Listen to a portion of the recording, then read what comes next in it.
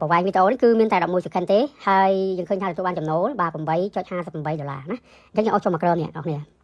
អញ្ចឹងវីដេអូនេះគឺមានបាទការ reaction ច្រើនបងប្អូនឃើញមាន 5K ណាហើយមានឲ្យបេះដូងក៏ច្រើនហើយបាទមានហានេះបាទហើយមានសញ្ញាខឹងមាន8ណាអូខេអញ្ចឹងខ្ញុំសូមបញ្ជាក់ថាសញ្ញាខឹងនេះគឺអានេះគឺអត់ឡើងលុយទេអានេះគឺបន្ថយលុយវិញណាខ្ញុំសូមបញ្ជាក់ឡើងយ៉ាងបន្តិចបាទជូនអូខេអញ្ចឹងបាទវីដេអូនេះនឹងបណ្ដោះចម្ងល់បងប្អូនចាក់ទិនជាមួយនឹងហេតុអ្វីបានជាវីដេអូបាទសម្រាប់មុខងារ content monetization ហ្នឹងវីដេអូដែលមាន view ច្រើនប៉ុន្តែទទួលបានប្រាក់ចំណូលតិចអញ្ចឹងព័ត៌មានលម្អិតជាក់ស្ដែងគឺខ្ញុំនឹងលម្អិតនៅtrongវីដេអូណាអូខេអញ្ចឹងនៅទីនេះគឺខ្ញុំឧទាហរណ៍ជាក់ស្ដែងជាមួយ page របស់ខ្ញុំមួយនេះគឺមាន view រហូតដល់ទៅ 737K បាទចំណូលគឺយើងរកបានតែ$8.58ដុល្លារទេណាអូខេអញ្ចឹងដើម្បីមុនពេលទៅដល់ដឹងពីឫសគល់នៃមូលហេតុនេះថាហេតុអីបានជាបានចំណូលតិចបងប្អូនគ្នាខ្ញុំសូមបង្ហាញបងប្អូនគ្នាបន្តិចពាក់ព័ន្ធជាមួយនឹង MMO ចំនួន3បច្ចុប្បន្នគឺ admin tick គឺបានបើកហើយ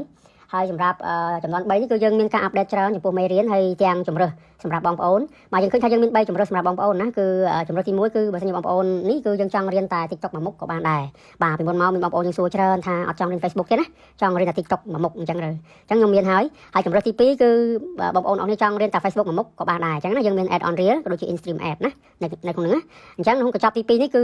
រឹតតែពិសេសមានន័យថាគឺយើងចង់រៀនតែ Facebook មួយមុខក៏បានមិនបាច់រៀន TikTok ទេអញ្ចឹងណាមកដល់ជំរើសទី3គឺបាទកាន់តែពិសេសទៀតគឺយើងនៅតែរក្សាដដែលព្រោះនេះគឺតាំងពីដើមមកទៅហើយអញ្ចឹងណាតាំងពីជំរើសតាំងពីចំនួន1ចំនួន2រហូតដល់ចំនួន3នេះក៏នៅតែមានសម្រាប់ជំរើសទី3គឺកាន់តែពិសេសទៀតព្រោះជំរើសទី3នេះគឺយើងមានទាំងពីរមានទាំង Facebook មានទាំង TikTok អញ្ចឹងណាហើយខ្ញុំសូមបញ្ជាក់ជូនថាសម្រាប់ការរៀនបច្ចុប្បន្នគឺបងប្អូនយើងមានពីខាងកូរ៉េពីខាងជប៉ុនក៏ដូចជាក្នុងប្រទេសកម្ពុជាគឺមានច្រើនណាសម្រាប់ចំនួន3នេះអូខេអញ្ចឹងសម្រាប់បងប្អូនដែលគាត់ត្រូវការមេរៀនឲ្យច្បាស់មេរៀនឲ្យត្រូវគ្រូប្រាប់ចំចំណុចបាទ complete ណា admin tick បាទអញ្ចឹងពាក់ព័ន្ធជាមួយនឹងការ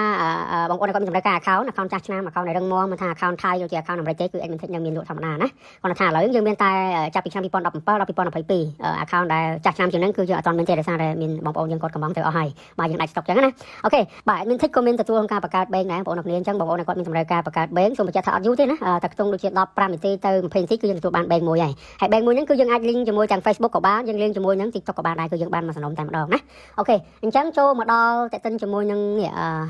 ការលំអិតហេតុអ្វីបានជាមុខងារ content monetization នេះគឺយើងរកលុយបានតិចមែនតើណា 737K បាទហើយ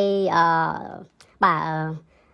ប្រវែងវីដេអូនេះគឺមានតែ11 second ទេហើយយើងឃើញថាទទួលបានចំណូលបាទ$8.58ដុល្លារណាអញ្ចឹងយើងអត់ចូលមកក្រមនេះបងប្អូនអញ្ចឹងវីដេអូនេះគឺមានបាទការ reaction ច្រើនបងប្អូនឃើញមាន 5K ណាហើយមានឲ្យបេះដូងក៏ច្រើនហើយបាទមានហានេះបាទហើយមានសញ្ញាខឹងមាន8ណាអូខេអញ្ចឹងខ្ញុំសូមបញ្ជាក់ថាសញ្ញាខឹងនេះគឺអានេះគឺអត់ឡើងលុយទេអានេះគឺបន្ថយលុយវិញណាខ្ញុំសូមបញ្ជាក់ឡើងយ៉ាងបន្តិចបាទជូនអូខេអញ្ចឹងខ្ញុំនឹងចូលទៅកន្លែងមួយដើម្បីបងប្អូនគ្នាបានដឹងជាក់ស្ដែងថាតើមួយវីដេអូនេះហេតុអីបានជាបានចំណូលតិចហើយខ្ញុំសូមបញ្ជាក់បន្តិចpage នេះគឺ top USA បងប្អូនគ្នាណាអញ្ចឹងអានេះខ្ញុំបង្ហាញតែមួយវីដេអូណាមិនមែនជាទិន្នន័យរបស់ page ទាំងមូលទេណាគឺតែមួយវីដេអូនេះទេណាខ្ញុំសូមបញ្ជាក់បាទអូខេអញ្ចឹងយើងអ្នកនរគ្នាយើងមកមើលកន្លែងនេះអរឃើញពាក្យថា overview អញ្ចឹងយកមើលកន្លែងពាក្យថា audience នេះបានយើងច្បាស់ថាតើ page នេះហេតុអីបានជាបានចំណូលតិចណាយើងចូលមកកន្លែងហ្នឹងមកអូខេអញ្ចឹងយើងចូលមកក្រមណាអញ្ចឹងយើងចូលមកកន្លែងពាក្យថា top country ណាអូខេអញ្ចឹងអរឃើញណានេះវានៅ top គឺអីអញ្ចឹងមួយវីដេអូនេះគឺអ្នកដែលចូលមើលច្រើនជាងគេគឺនៅបាទប្រទេសឥណ្ឌាបន្ទាប់មកគឺនៅ United States បន្ទាប់មកគឺនៅ Malaysia អញ្ចឹងណាអញ្ចឹងកន្លែងនេះគឺជាមូលហេតុធំបាទដែលធ្វើឲ្យវីដេអូមួយវីដេអូនេះដែលមានបាទនេះជប់បាទមាន view 737K ទទួលបានចំណូលត្រឹមតែបាទ$8.58ដុល្លារទេដោយសារតែមកវីដេអូនេះគឺមាន top country គឺនៅបាទឥណ្ឌាបាទមានពួកឥណ្ឌាគាត់ចូលមើលច្រើនអញ្ចឹងណាអញ្ចឹងហើយទើបវីដេអូនេះទទួលបានប្រាក់ចំណូលតិចខ្ញុំសូម